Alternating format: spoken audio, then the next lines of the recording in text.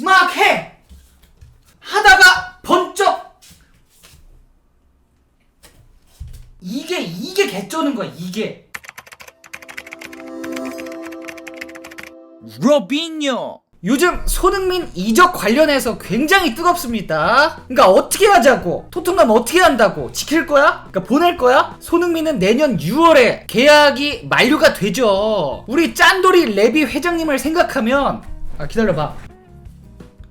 FA는 안 돼! 손흥민이 얼마짜린데? 케인처럼 그 1년 더 묶어두고 제일 비싸게 부르는 팀에 팔아. 이건지 리버풀 살라처럼 2년 계약 더 해줘. 어차피 그 내년에 또 쿠팡 플레이로 주고 떡치면 되지 뭐. 이건지 뭘 받았다. 이러는 가운데 이제 최근 이적설들을 좀 살펴보면 영국 기브미 스포츠는 내년 여름 계약이 끝나는 월드클래스 토트넘 스타 손흥민이 맨유의 유력한 타겟이 될 것이라는 이야기가 올드 트래포드 주변에서 많이 들린다라고 주장을 했고, 스페인 매체 엘 나시오날은 바르셀로나가 손흥민을 자유 계약으로 영입할 가능성을 고려 중이라고 전했고, 또 엘골 디지털도 바르셀로나가 손흥민 영입을 위해 안수파티와 페란 토레스 방출을 고려하고 있다라고 밝혔습니다. 이어서 레알에서도 손흥민에게 관심을 보였는데, 더 하드태클이라는 매체는 레알이 FA 신분인 손흥민 영입을 노리고 있다면서 손흥민이 레알로 이적하게 된다면 현재 득점력 부진을 겪고 있는 팀 공격력에 엄청난 도움이 될 것이라며 손흥민의 레알 이적 가능성을 언급했습니다. 여기에 터키 최대 명문이자 2년 연속 리그 우승팀인 갈라타사라이와 또 가장 최근에는 뮌헨까지 손흥민의 영입을 고려하고 있다는 기사가 뜨면서 레바맨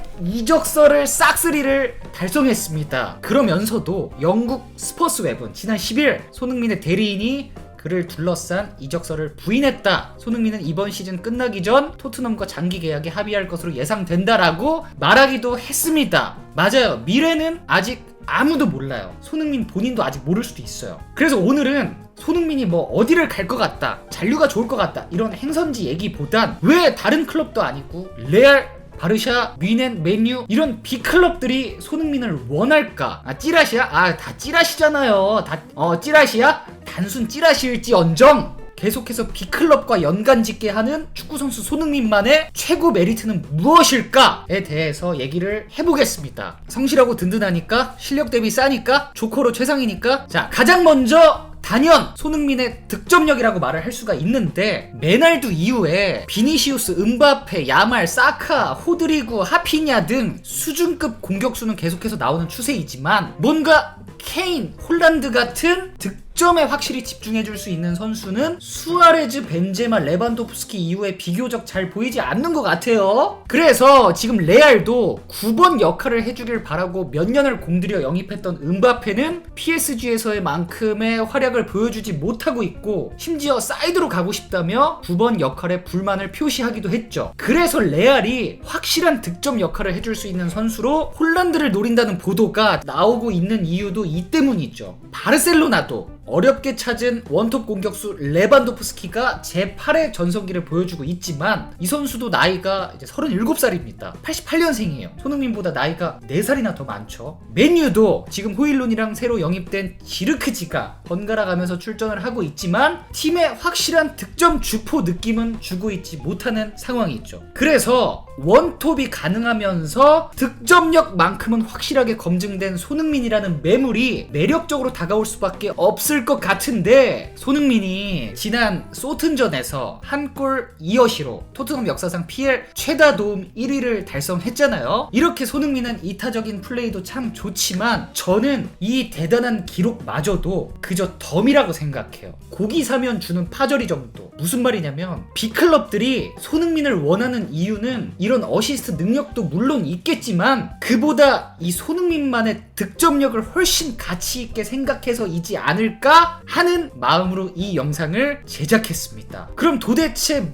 무엇이 손흥민을 이토록 소 스페셜하게 만들까? 정말 골을 잘 넣는 선수가 맞아? 뭐가 다른데? 아스날의 살리바는 손흥민을 보고 빠르며 기술적이고 골키퍼와 1대1 상황에서는 여지가 없다 라고 표현을 했고, 전 잉글랜드 축구선수 하그리부스는 내가 생각하기에 손흥민은 프리미어리그 최고의 양발잡이 피니셔다 라고 했으며, 전 뉴캐슬 감독 앨런 파듀는 손흥민은 최고의 골잡이다 라며 가장 지도해보고 싶은 선수로 뽑기도 했습니다. 모두 손흥민의 득점력에 대한 찬사를 한 건데 흔히 손흥민존이라 불리는 이제는 좀 진부한 지겨운 진짜 축구 유튜버로서 좀 겸연쩍은 박스 바깥에서의 손흥민 양발 슈팅 능력은 아직까지도 누구를 갖다 붙여도 결코 떨어지지 않고 이것만으로도 정말 공격수로서 엄청난 능력인데 여기서 끝이 아니에요. 손흥민은 이 개쩌는 양발 슈팅 능력보다 득점하는 데 있어 더 중요한 능력을 가지고 있어요. 그게 뭐냐? 바로 피니싱. 한국어로는 마무리 능력. 그 FM에서 말하는 골 결정력, 능력치. 이거는 손흥민 19 이상 줘야 돼. 무조건. 이게 많은 사람들이 잘 모르는 손흥민의 엄청난 장점입니다.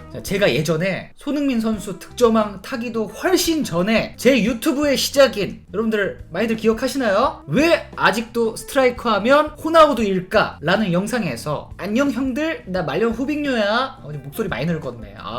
그 영상에서 제가 드리블 스피드 개인기에 가려진 호나우두의 최고 장점 중 하나가 득점 찬스에서 상황을 온전히 자신의 것으로 만든 다음에 자신이 원하는 곳으로 정확히 정교하게 집어넣는 능력이다 라고 한 적이 있는데 이게 결국 골 결정력이거든요. 상황을 결국 골로 마무리 지는 능력. 이어서 앙리도 비슷한 케이스이며 대한민국의 손흥민도 이 중요한 능력을 가지고 있다라고 한 적이 있습니다.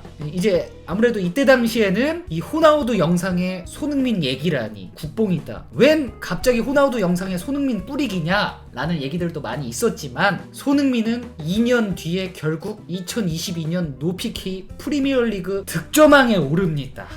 저예요. 말년 호빙요. 들어봐. 다를 거라 했잖아. 포든 조만간 얘기할게요. 농담이고. 자, 호나우두, 앙리, 손흥민, 케인이 잘하는 골 결정력이라는 스탯이 결국 선수의 어떤 능력을 말하냐면은 모든 선수에게 득점 찬스가 왔을 때 주변 상황에 최대한 구애받지 않고 동요되지 않고 마치 운동장에 나 혼자 있다는 냉정함을 유지한 채 골 단 하나만 생각하고 빠르고 정확하게 판단해서 연습했던 그대로 공을 발에 맞추는 거에만 온 집중력을 발휘하는 능력. 그게 원터치 피니싱이든 한 번 잡고 피니싱이든 이게 바로 골 결정력이에요. 손흥민 슛이 가끔 약하거나 골키퍼 정면으로 가는 경우는 꽤 봤어도 갑자기 말도 안 되는 똥볼을 차거나 그 후지산 대폭발 슛 날리는 거는 거의 못 봤죠. 이게 앞서 말한 저 능력이 좋은 선수들이 되게 그래요. 똥볼이 없어. 막 차지 않아. 여기엔 침착함도 들어가고 슈팅 능력도 들어가고 기본기도 들어가고 상황 판단력도 들어가고 집중력이 가장 중요하고 어떨 때는 욕심, 어떨 때는 배포, 어떨 때는 절실함 이렇게 수많은 요소가 복잡하게 들어가기 때문에 골 잘 넣는 선수가 스페셜한 거고 다른 많은 역할보다 골에만 집중하게 해줬을 때 성과가 잘 나오는 이유가 이거예요. 홀란드 골 기록 봤죠? 넌 골만 넣어. 지금 사진 보여줄 건데 진짜 수많은 골들 중에 일부러 올해 하반기로만 딱 3개를 골라봤거든요. 지난 11월 팔레스타인전 손흥민 저 오른발 인사이드 골 기억나시죠? 전력 질주 후 스텝부터 차분히 맞춘 다음 공 스핀 계산해서 공이 뜨면 수비 태클에 막힐 수도 있으니까 인사이드 앞쪽으로 살짝 발바닥 쪽으로 좀 눌러서 죽여서 찬 거예요. 땅볼 파포스트로 이 짧은 순간에 다 계산을 해서 찬 거죠. 상황은 급박했고 순식간에 일어난 거지만 자세 무너지지 않고 폼은 우아하게. 결정력 좋은 선수 특징이 폼이 우아해요. 호나우두, 앙리, 손흥민, 케인, 스털링, 베르너 이런 선수들 봐봐. 폼 무너졌잖아. 그러니까 여러분들 조기 축구에서도 이런 애들이 골을 잘 넣겠어. 이렇게 하다가도 한번 쳐놓고 딱 폼 갖추고 우아하게 이런 애들이 골 잘 넣겠어. 똑같아요. 그리고 바로 지난 소튼전 저 왼발 원터치 피니싱 앞에 굴절도 있었고 그 수비랑 간격도 좁았고 본인한테 온다는 확신도 없었지만 나한테 올 수 있다라는 생각을 항상 가지고 있다가 볼이 딱 왔을 때 스퍼트 딱 내서 볼과 마주했을 때는 최대한 볼 임팩트에만 신경 써서 정확히 오는 볼 타이밍에 맞게 왼발 스윙만으로 역시 우아하게 마무리. 우아하게. 이거 자세히 보면은 당연히 손흥민이 일단 오른발잡이니까 오른발로 움찔 차려다가 왼발로 찬 거거든요. 왜 그런지 아세요? 오른발은 수비랑 가깝잖아. 그러니까 걸릴 확률이 있죠. 그래서 순간적으로 딱 몸 열어서 수비와 먼 왼발로 임팩트 된 거예요. 이게 손흥민이에요. 이게 소튼전 제가 리뷰 못했는데 이거 분석해주는 곳 없죠. 이런 거 저밖에 못해요. 이게 말년 후빙류예요. 아, 있어요? 모두가 그렇게 얘기했어요? 넘어갈게요. 자, 다음 이거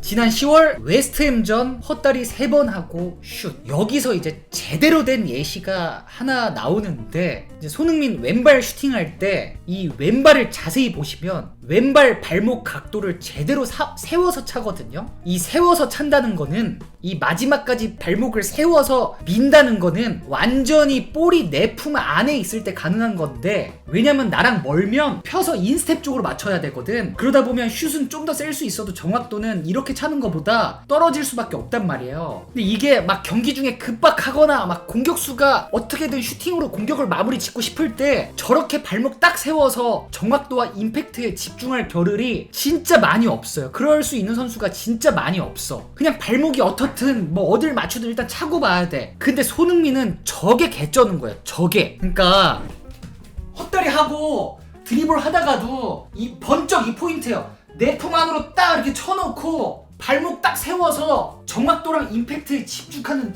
능력치가 이게 개쩌는 거예요. 이게 막 해! 하다가 번쩍!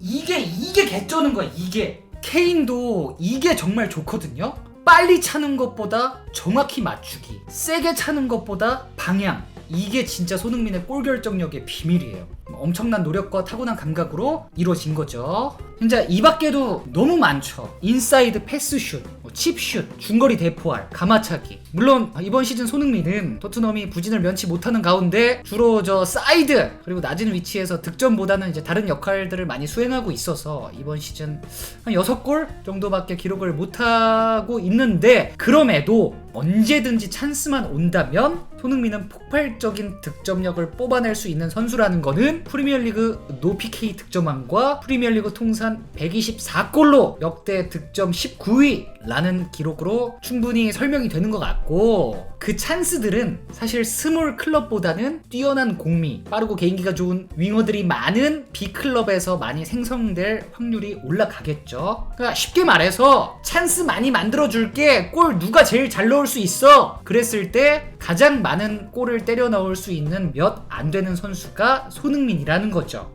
이게 현재 B클럽들이 손흥민을 매력적인 카드라고 생각하는 가장 큰 이유이지 않을까. 보통 선수들이 나이가 들면 당연히 신체적인 능력도 조금씩 떨어지지만 이 발끝, 골 감각은 잘 안 떨어지거든요. 호날두도 33살에 세리에 득점왕을 차지했고, 수아레즈도 33살에 리그 21골을 넣으면서 팀을 우승으로 이끌었고, 이브라히모비치는 35살 맨유 첫 시즌에서 28골로 팀의 에이스로 활약을 했습니다. 손흥민 선수가 뭐 토트넘에 남든 다른 클럽으로 이적을 하든 뭐 트로피를 원하든 행복 축구를 원하든 저는 항상 손흥민 선수를 응원할 거고, 개인적으로는 손흥민이 어느 팀에 있든 이젠 좀 낮은 위치보다 그 높은 위치에서 팀의 득점을 주로 담당하는 역할로 뛰는 모습을 보는 것도 정말 흥미로울 것 같다라는 생각이 듭니다.